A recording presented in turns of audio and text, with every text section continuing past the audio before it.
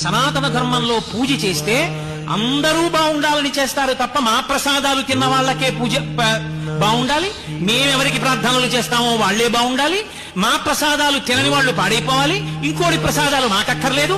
ఇలాంటి పూజలు సనాతన ధర్మమునందు ఉండవు. అందరూ బాగుండాలని పూజ చేస్తారు. అందుకే లోకా సమస్తా సుఖినో భవంతు, అందరూ బాగుండాలి. ఈశ్వరుణ్ణి వ్యతిరేకించిన వాళ్ళు కూడా బాగుండాలి, వాళ్ళల్లో కూడా మార్పు రావాలని పూజ చేస్తారు. అందుకు 108 నామాలు.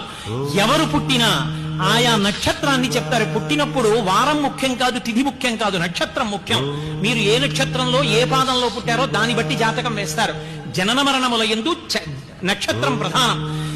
27 నక్షత్రాలు, ఒక్కొక్క నక్షత్రానికి 4 పాదాలు. 27 × 4 108 పాదాలు.